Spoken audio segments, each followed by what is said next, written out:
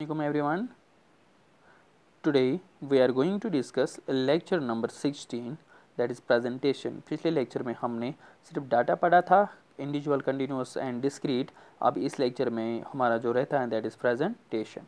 ठीक है, तो सबसे पहले यहाँ पे प्रेजेंटेशन में आपको पढ़ना है बार डायग्राम. तो क्वेश्चन जो लिखा है that is to represent discrete data. यहाँ पे यूनिट्स हैं इन मिलियन. जो भी आपका डाटा है वो मिलियन में है. तो आपको ये किस डाटा से रिप्रेजेंट मतलब ये डिस्क्रीट डाटा जो है आपको ये बार डायग्राम से रिप्रेजेंट करना है. देखो बार डायग्राम जो है ना इससे हम सिर्फ डिस्क्रीट डाटा को रिप्रेजेंट करते हैं. यहाँ पे इंपॉर्टेंट पॉइंट है डिस्क्रीट डाटा होता है. डिस्क्रीट डाटा के लिए बार डायग्राम. ठीक है ना. तो अब और क्या है यहाँ पे आपको कैसे पता चलेगा कि ये आपका डिस्क्रीट डाटा है. ठीक है, तो यहाँ पे आप देख सकते हैं आपकी कंट्रीज़ है. यहाँ पे आप कह सकते हैं कि ये आपका एक्स है जिसको मैंने कहा था ऑब्जर्वेशंस. और यहाँ से आप कह सकते हैं ये आपकी फ्रीक्वेंसी है. पाकिस्तान की फ्रीक्वेंसी 20 है, मलेशिया की फ्रीक्वेंसी 20 है, चाइना की फ्रीक्वेंसी 30 है, बांग्लादेश की फ्रीक्वेंसी 20 है. मतलब वो तो मिलियन है. नेपाल की फ्रीक्वेंसी 10 मिलियन है. आया समझ में. और यहाँ से आपके कोई यहाँ पे क्लास इंटरवल नहीं है तो आप समझ सकते हैं कि ये आपका डिस्क्रीट डाटा है. इंडिविजुअल भी नहीं है. ठीक है, इंडिविजुअल में और वो डाटा मिक्स होता है सब कुछ, कोई टेबल नहीं होता है. ठीक है ना. तो चलेंगे हम इसको हम रिप्रेजेंट करेंगे in the form of bar diagram. तो कैसे करेंगे देखो. सबसे पहले क्या होता है एक्स एक्सिस और वाई एक्सिस बनाना होता है. और एक्स एक्सिस में आपका बनते हैं ऑब्जर्वेशन, जो भी ऑब्जर्वेशन होंगे, जो भी एक्स के वैल्यूज़ होंगे. और वाई एक्सिस में आपकी बनती हैं फ्रीक्वेंसी, जो भी फ्रीक्वेंसी होगी. मतलब इस वक्त फ्रीक्वेंसी जो है आपकी दैट इज़ पॉपुलेशन और ऑब्जर्वेशन जो है ना दैट इज़ कंट्रीज़. तो आपने यहाँ पे लिखा. तो अब आपको क्या करना है जो भी कंट्रीज़ है ना वो आपको यहाँ से लिखना है. और पॉपुलेशन जो है ना वो आपको यहाँ से कोई स्केल रखने हैं. तो अभी हम देखेंगे इसको हम कैसे करेंगे. ठीक है, देखो यहाँ पे जो भी कंट्री थी that is Pakistan, Malaysia, China, Bangladesh, Nepal, मैंने एक्स एक्सिस के साइड से लिखा. और यहाँ से मैंने एक स्केल चूज़ किया. ठीक है, कौन सी स्केल मैंने चूज़ की दैट इज़ 10, 20, 30, 40. ठीक है, तो ये स्केल क्यों मैंने चूज़ की. मैं 5, 10, 15, 20 वो भी लिख सकता हूँ. मतलब उसमें ज़्यादा नंबर्स आएंगे और जगह ऊपर तक होगी. ठीक है ना.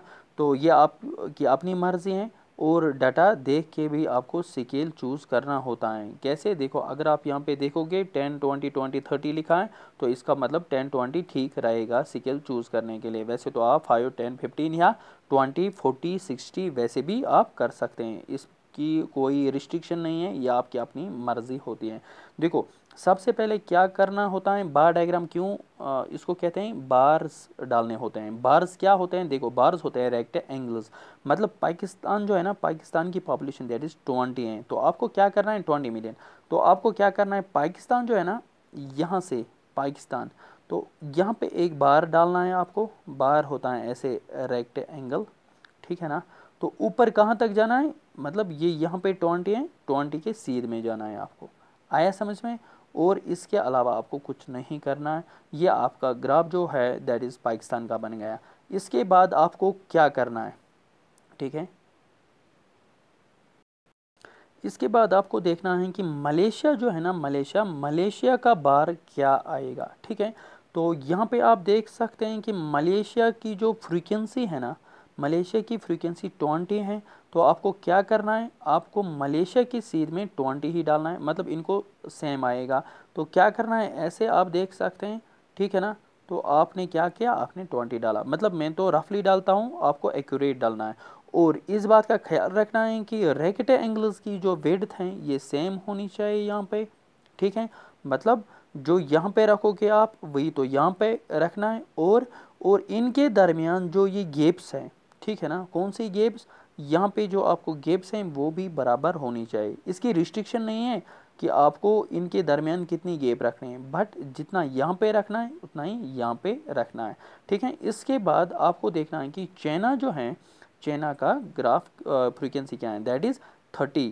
तो अब आपको क्या करना है आपको यहाँ पे 30 डालना है. ठीक है ना. यहाँ पे आप देख सकते हैं 30 यहाँ पे लगता है मुझे और चाइना का आएगा 30. ठीक है, तो अब आपको क्या करना है ऐसे ही बांग्लादेश का आता है 20. आपको यहाँ पे बांग्लादेश का 20 ही रखना है, ठीक है। और इसके बाद आपको नेपाल का 10 रखना है, सॉरी नेपाल का 10 यहाँ पे। तो ये आपका बार डायग्राम है, सबसे इजी है बार डायग्राम। तो आपका बार डायग्राम बना, जो भी आपका डाटा था मैंने यहाँ पे रिप्रेजेंट किया, ठीक है ना। इसको और कुछ नहीं करना है, बस ये आपका जो डाटा था मैंने प्रेजेंट किया in the form of bar diagram, ठीक है ना। तो इतना ही था बार डायग्राम में। तो कब होता है बार डायग्राम, कैसे होता है, बस ये हम डिस्क्रीट डाटा के लिए। और यहाँ पे एक चीज़ का ख्याल रखना, सिर्फ बार डायग्राम में सिर्फ हम एक ही चीज़ का ख्याल रखते हैं, दैट इज़ हाइट। हाइट के साथ वास्ता है, मतलब इस अगर आपको देखना है कि चाइना की पॉपुलेशन क्या है, आप देखोगे इस बार इसकी हाइट क्या है, ठीक है ना। आप तो ये नहीं देखोगे इसकी विड्थ क्या है, आप तो सिर्फ हाइट कंसीडर करोगे, क्योंकि ये क्वेश्चन आता है कि बार डायग्राम में हम कितने कैरेक्टरिस्टिक्स को काउंट करते हैं, कितने कैरेक्टरिस्टिक्स को कंसीडर करते हैं। सिर्फ आपको यहाँ पे अगर आप पॉइंट लिखोगे, आप लिख सकते हैं यहाँ पे ओनली 1 पॉइंट इज कंसीडर्ड और 1 कैरेक्टरिस्टिक इज कंसीडर्ड, ठीक है ना। तो आपने देखा वो हाइट जो है ना बार्स की, बस वही हम कंसीडर करते हैं, ठीक है। तो यहाँ पे जो हमारी मेन एग्जांपल थी, कौन सी मेन एग्जांपल, जो हमने खुद डिस्क्रीट डाटा को चेंज किया था। तो यहाँ पे आप देख सकते हैं number of family members, family members को आपको यहाँ पे रिप्रेजेंट करना है। और हाउस होल्ड्स मीन्स वो जो फ्रीक्वेंसी है वो आप यहाँ से भी देख सकते हैं, उसका भी हम क्या बना सकते हैं बार डायग्राम, क्योंकि वो भी डिस्क्रीट है, ठीक है ना। तो आप देख सकते हैं, अगर थोड़ा सा मैं आपको रफली बताऊंगा, 1 भी था किसी फैमिली का, 2 भी था, 3 भी था, 4 भी था, 5, 6, 7, 8, ठीक है। तो अगर आपको याद होगा, यहाँ से आपको क्या करना है, फ्रीक्वेंसी लिखना है, जो भी फ्रीक्वेंसी था, मतलब 1 पहले आपको सीकेल चूज़ करना है, 1 2 3 आप इस वक्त कर सकते हैं, क्योंकि वहाँ पे ज़्यादा बड़ी फ्रीक्वेंसी नहीं थी। तो 1 की जो फ्रीक्वेंसी थी दैट इज़ 1 ही था शायद, तो आपको ऐसे करना है। और 2 की फ्रीक्वेंसी 2 था, तो आपको ऐसे करना है। 3 की फ्रीक्वेंसी 3 था, आपको ऐसे करना है। 4 की फ्रीक्वेंसी 4 ही था, तो आपको ऐसे करना है। एंड 5 की फ्रीक्वेंसी जो भी था, आपको यही बार्स जो है ना, आपको यही बार्स बनाने हैं। तो आपका बार डायग्राम उस एग्जांपल के लिए भी बना, ठीक है। तो यहाँ से आप देख सकते हैं ये एक्स के वैल्यूज़ हैं ऑब्जर्वेशंस, और ये आपकी यहाँ से फ्रीक्वेंसी बनती है, ठीक है। तो आप अगर आप चाहो तो आप खुद भी ये बना सकते हैं अच्छे से। तो इसके बाद होता है पाई डायग्राम। पाई डायग्राम जो है ये हम डिस्क्रीट डाटा के लिए बनाते हैं, ठीक है ना। और आप इम्पॉर्टेंट पॉइंट एक याद रखो कि ये इन टर्म्स ऑफ परसेंटेज हम बनाते हैं। तो मतलब हम चेक करते हैं कि कौन सा ऑब्जर्वेशन की कितनी परसेंटेज बनती है, ठीक है ना। तो फिर हम इस बार डायग्राम में, पाई डायग्राम में करते हैं रिप्रेजेंट, ठीक है। तो हमारी जो एग्जांपल थी अभी, जिसमें था पाकिस्तान चाइना जो भी था, तो एक सेकेंड हम वहाँ चले जाते हैं वापस। देखो ये जो डाटा है आपका पॉपुलेशन, ठीक है ना, इस डाटा को हम पाई डायग्राम से रिप्रेजेंट करेंगे। और उसमें क्या है, उसमें सबसे पहले आपको 100% काउंट करना है। मतलब जो भी पॉपुलेशन है, अगर आप यहाँ पे पॉपुलेशन काउंट करोगे, ये आपकी 100 है, मतलब ये आपके बराबर 100% के बराबर है। सपोज अगर आपको 200 भी होगा, आपको 100% के बराबर ही रखना है। तो आपको वहाँ पे क्या करना है, आपको वहाँ पे सेक्टर्स बनाने हैं। मतलब पाकिस्तान जो है ना 20 पॉपुलेशन की कितना एरिया रहेगा किस में, उस सर्कल में, और मलेशिया का कितना रहेगा। देखो अगर यहाँ पे 100 है, मतलब अगर यहाँ पे 20 मिलियन है, तो ये आपका 20% बनेगा। देखो ये आपका 20% बनेगा, 30% बनेगा, 20 बनेगा 20%, और 100 बनेगा 100%, सॉरी 10 बनेगा 10%। ये हम पहले परसेंटेज में काउंट करते हैं, ठीक है ना। तो मैंने क्यों लिखा 20 को 20%, आप काउंट कर सकते हैं फिर से, 20 20 30 20 10, दैट इज 100 के बराबर आता है। मतलब 20% रहेगा 20। सपोज अगर ये 200 के बराबर होगा, फिर 20 10% के बराबर आएगा, 20 10% के बराबर आएगा, 30 15% के, मतलब हाफ हाफ करना है, क्योंकि 20 को हमें 100% के बराबर लेना है, ठीक है। तो ऐसे ही जो भी है, मतलब यहाँ पे 100 बराबर आता है, मतलब 20 के परसेंट के बराबर रहेगा। तो अब आपको वहाँ पे क्या करना है, सेक्टर्स बनाने हैं। तो कैसे बनाएंगे सेक्टर्स, देखो मैं पहले रफली बनाता हूँ। तो आपको ऐसे बनाना है, कितने सेक्टर्स थे, शायद 5। तो आपको ऐसे करना है, ठीक है ना। तो मतलब आपका यहाँ पे पाकिस्तान आएगा सपोज़, इसके बाद मलेशिया आएगा, इसके बाद ये सेक्टर आपका चाइना का रहेगा, और ये सेक्टर आपका बांग्लादेश का रहेगा, और ये आपका नेपाल का रहेगा। तो और आपको क्या करना है, आपको यहाँ पे साथ साथ में लिखना है कि पाकिस्तान का 20% है, मतलब ये एरिया आपका 20% आना चाहिए। मलेशिया जो है ना, यहाँ पे 20% ही आना चाहिए, और चाइना का थोड़ा ज़्यादा पोर्शन होना चाहिए, दैट इज़ 30%। बांग्लादेश का 20% एंड नेपाल का 10%। ऐसे होता है इन टर्म्स ऑफ परसेंटेज। अगर हम कन्वर्ट करेंगे डिस्क्रीट डाटा को, फिर हम रिप्रेजेंट करेंगे पाई चार्ट में। ये तो आपने देखा भी होगा, आपने कितने एग्जाम्स देखे होंगे जिसमें पाई चार्ट आता है। तो ये होता है आपका पाई चार्ट, ठीक है। अगर हम इसको अच्छे से थोड़ा सीक्वेंस में रखेंगे और अच्छे से थोड़ा समझाने के लिए थोड़ा क्लियर बनाएंगे, तो ये आपका ऐसे बनेगा। तो आप यहाँ पे देख सकते हैं आपका पाई डायग्राम ऐसे बनता है, ठीक है ना। तो यहाँ पे आपको बराबर जितना परसेंट रहता है उतना ही उसी हिसाब से एरिया भी रहता है। मतलब अगर इसका 30% है, मतलब ये ज़्यादा सेक्टर कवर करेगा या ज़्यादा एरिया सर्कल का कवर करेगा, ठीक है ना। तो जितना मतलब अगर इसका 10% है, ये सबसे कम एरिया कवर करेगा। आपको इसमें कौन सा पॉइंट याद रखना है, पाई डायग्राम डिस्क्रीट के लिए हम करते हैं, ठीक है ना। In terms of important point है, मतलब अगर आपको रहेगा कि परसेंटेज, ये जो प्रेजेंटेशन ऑफ डाटा है, कौन सा डायग्राम या इनमें से आपको कौन सा परसेंटेज में होता है, तो आपको बताना है कि पाई डायग्राम परसेंटेज में होता है और इसमें ज़्यादा कुछ नहीं होता है। और यहाँ पे आप देख सकते हैं, आपको यहाँ पे नाम ऐसे नहीं दिए होते हैं अक्सर। पाई डायग्राम में क्या होता है, आपको यहाँ पे मतलब अगर ये येलो कलर है, ठीक है ना, तो आपको देखना है कि ये किसका एरिया है। तो आपको यहाँ से देखना है कि येलो कलर के सामने कौन सा नाम लिखा है, दैट इज़ पाकिस्तान। मतलब आपको ये एरिया जो है ना, ये सेक्टर, ये परसेंटेज जो है ना, ये किसकी है, पाकिस्तान की। ऐसे ही अगर यहाँ पे ब्लू कलर क्या है, मलेशिया, आपको यहाँ पे जो है ना, यहाँ पे दैट इज़ 20%। ऐसे ही रेड जो है दैट इज़ नेपाल, आपका नेपाल का बनता है 10%। बस ये आपका पाई डायग्राम है। और इसी के साथ अब हिस्टोग्राम किस लिए होता है, कंटिन्यूस डाटा के लिए। कंटिन्यूस डाटा मीन्स आपको जहाँ पे क्लास इंटरवल्स होंगे वहाँ पे आपका बनता है कंटिन्यूस डाटा। और यहाँ पे आपका क्या रहेगा, ऑब्जर्वेशंस, यहाँ पे आपकी रहेगी फ्रीक्वेंसी, ठीक है। और उसमें मैंने कहा था बारस में हम सिर्फ हाइट चेक करते हैं, ठीक है ना, कंसीडर करते हैं। और यहाँ पे जो इंपॉर्टेंट पॉइंट है that is both width and height of right angle matters, मतलब हम दोनों कंसीडर करते हैं, विड्थ भी एंड हाइट भी दोनों, ठीक है। तो कैसे बनाएंगे हम इसकी, तो आपको क्या करना है, पहले आपको जो डाटा है, कंटिन्यूस डाटा है, वो आपको पता होना चाहिए। तो जो भी था वो हम यहाँ पे रखेंगे, ठीक है ना। तो सबसे पहले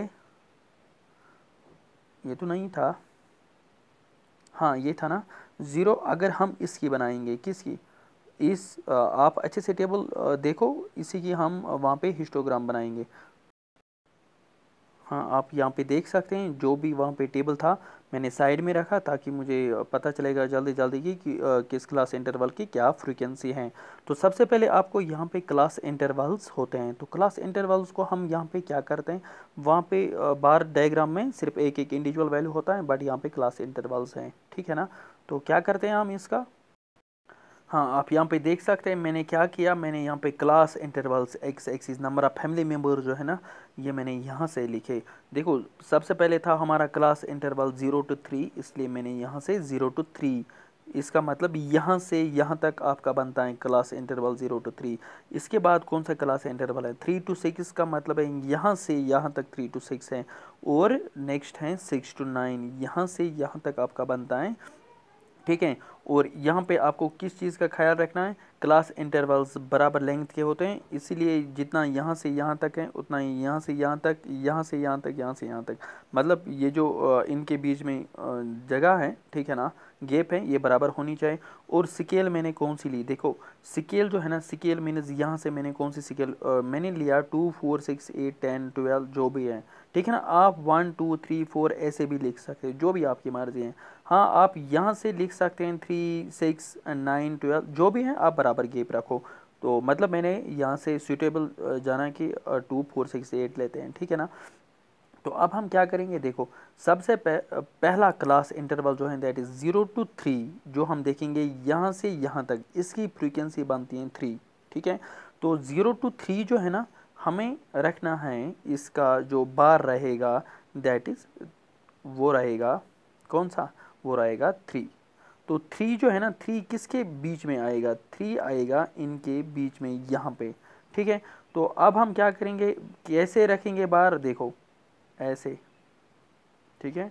तो आप कलर्ड भी डाल सकते हैं। तो थोड़ा सा यहाँ पे जो है वो गैप रही, तो ये नहीं रहनी चाहिए। तो 0 to 3 जो है ना, ये आपका बन गया फ्रीक्वेंसी 3। तो अब जो नेक्स्ट है, नेक्स्ट क्या है, 3 to 6 की जो है ना दैट इज़ 9। अब जो आपको नेक्स्ट बार डालना है वो डालना है आपको 3 to 6 तक, बट फ्रीक्वेंसी 9 रहनी चाहिए।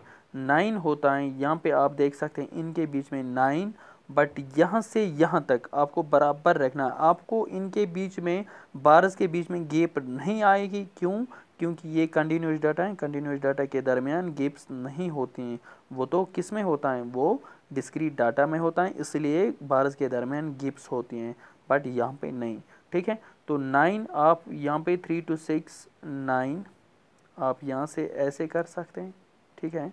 या आप अपना जो कलर है आप चेंज कर सकते हैं यहाँ पे।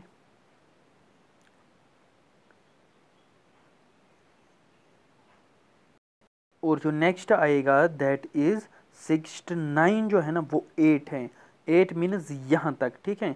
तो अगर आपको समझ नहीं आएगा करना क्या है, कैसे डालना है, देखो आप क्या करोगे, 8 जो फ्रीक्वेंसी है ना, आप ऐसे डॉट्स डालो, और आपको क्या करना है, 6 to 9 आपका रेक्टेंगल होना चाहिए।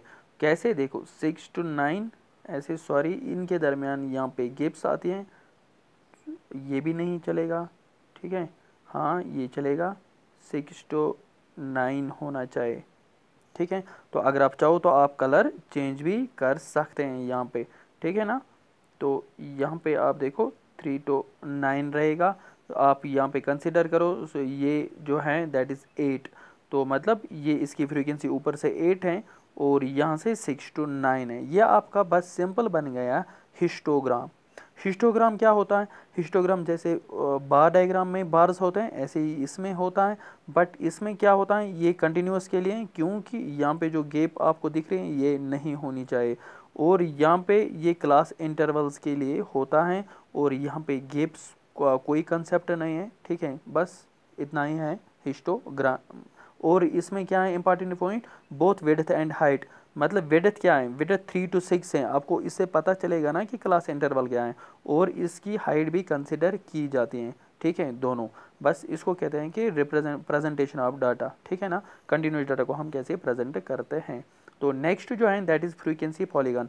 ये भी कंटिन्यूस डाटा के लिए फ्रीक्वेंसी पॉलीगॉन, ये क्वेश्चन मैंने देखा है पेपर पे, कि वहाँ पे जो आया था दैट इज़ ऐसा कौन सा ग्राफ है जो मिड हिस्टोग्राम के मिड पॉइंट ज्वाइन करने से बनता है, that is drawing by joining the mid points of top of rectangle. जो हमारे रेक्टेंगल बनते हैं किस में, हिस्टोग्राम में। अगर आप यहाँ पे देखोगे, देखो ये आपका हिस्टोग्राम है, ठीक है ना, ऐसे आपका जो हिस्टोग्राम बन गया। आपने ये मैच में भी देखा होगा, हिस्टोग्राम ऐसे ही बनाए जाते हैं। तो इसमें क्या है, इसके ऊपर जो टॉप्स होते हैं, ठीक है ना, आपको टॉप देखना है, तो टॉप होता है यहाँ से यहाँ तक, इसकी जो विड्थ है दैट इज 3, इनके बीच में आएगा। अगर आप इसका मिड पॉइंट देखोगे, ठीक है ना, तो मिड पॉइंट क्या होता है, मिड पॉइंट होता है आप यहाँ पे, हाँ आप यहाँ पे देख सकते हैं, इसको बोलते हैं मिड पॉइंट इनके बीच में, और इस टॉप का मिड पॉइंट यहाँ पे है, और इस टॉप का मिड पॉइंट यहाँ पे है। अगर आप मिड पॉइंट्स को ज्वाइन करोगे तो आपका क्या बनेगा, आपका बनेगा फ्रीक्वेंसी पॉलीगॉन।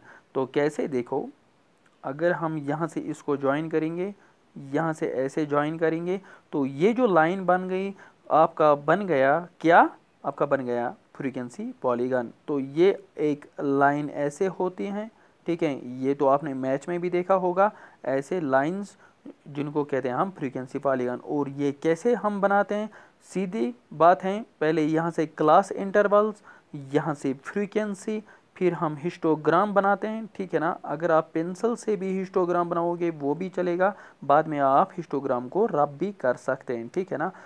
फ्रीक्वेंसी पॉलीगॉन जो होता है ये कैसे हम बनाते हैं, by joining the mid points. किन की मिड पॉइंट्स हम ज्वाइन करते हैं, हिस्टोग्राम के मिड पॉइंट्स हम ज्वाइन करके बनाते हैं फ्रीक्वेंसी पॉलीगॉन। तो आपको क्या करना है, आपको बनाना है सबसे पहले हिस्टोग्राम। हिस्टोग्राम के ऊपर जो टॉप्स होते हैं इनके मिड पॉइंट्स, और मिड पॉइंट्स को आपको ऐसे ज्वाइन करना है, तो आपकी जो लाइन बन गई उसको कहते हैं हम फ्रीक्वेंसी पॉलीगॉन। ये भी किस लिए होता है, कंटिन्यूअस डाटा के लिए, ठीक है ना। अगर आप चाहो तो आप विदाउट हिस्टोग्राम फ्रीक्वेंसी पॉलीगॉन बना सकते हैं, ठीक है ना। तो वो भी ऐसे ही है, बट आपको क्या करना है, आप सिंपल दिमाग में रखो कि हमने पेंसिल से हिस्टोग्राम बनाया, बाद में आप रब भी कर सकते हैं अगर आपको वैसे नहीं आएगा डायरेक्ट करना, ठीक है। बस इतना सा था प्रेजेंटेशन। बस रखते हैं इस लेक्चर में इतना ही। मिलेंगे हम नेक्स्ट लेक्चर में नए टॉपिक के साथ। तब तक के लिए टेक केयर, अल्लाह हाफ़िज़।